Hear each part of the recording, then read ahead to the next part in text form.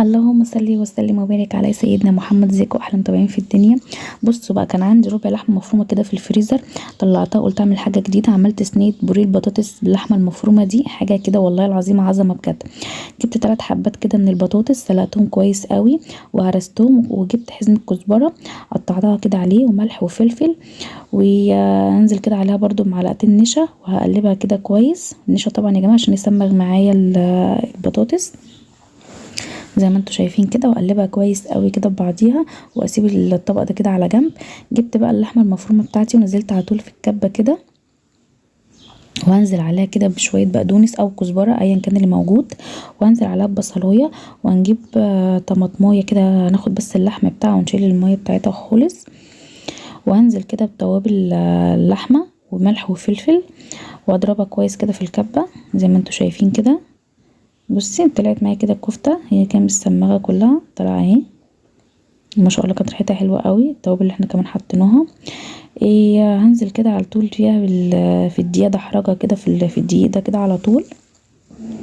دي كده انا عملتها اهي كلها، الطبق اللي فيه الدقيق وكده، وهدحرج الكفته كده في طبق الدقيق. هي تحسي طريقه الكفته شبيهه الكفته بتاعت داوود باشا. نزلت كده بمعلقتين سمنه او زبده ايا كان اللي موجود في البيت، ونزلت كده بالكفته بعد ما دحرجتها كده كلها في الدقيق.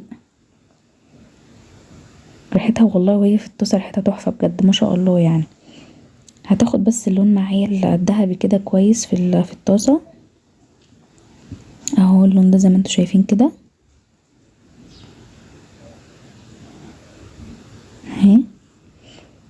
طبعا هكون انا بقى حضرت عندي طبق فيه بيض ولبن، وطبق فيه الدقيق، وطبق فيه الفيجيتار بتاعي، وده طبعا طبق البطاطس اللي انا كنت لسه محضراه.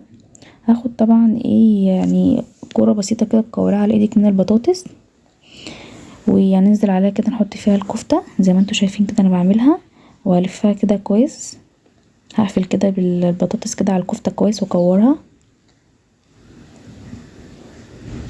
هنزل طبعا عليها كده في الدقيق. طبعا ما شاء الله المعلقتين النشا اللي احنا حطيناهم يا جماعه في البطاطس خلوها تتسمخ كده معايا كويس. بعد الدقيق طبعا هننزل كده في البيض ولبن،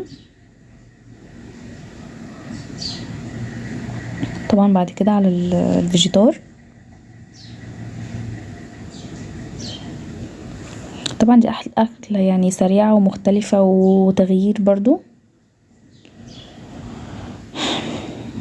طبعا كده خلصت الكميه اللي انا عملتها كلها ما شاء الله، بربع اللحم مفروم بس كان موجود عندي. طبعا الطاسه هي زيت سخنه على النار، وطلعتها كده على كانت طالعه معايا كريسبي وجميله قوي والله يا جماعه. ودلعتها اكتر كده بشويه جبن كده كانت عندي في التلاجة، سيحتها وحطيتها في البايركس من تحت. وطبعا الجبن دي اختياري يعني مش موجوده عادي زي الفل يعني. ويا رب يكون الفيديو بتاعي كده عجبكم، ومتنسوش بقى تشجعوني بلايك